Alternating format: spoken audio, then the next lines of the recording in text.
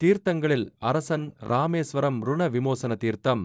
கடன் தீர்க்கும், நம்பிக்கை மீட்டெடுக்கும். புராண வரலாறு. குபேரனின் பாதை.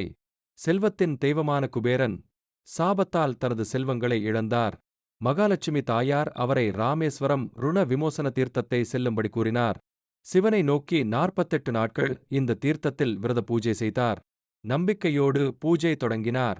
இறுதி நாளில் தீர்த்தத்தில் மூழ்கும் போதே தண்ணீர் பொற்காசுகளாக மாறியதோடு அவரது செல்வமும் சக்தியும் பன்மடங்காக திரும்பியது.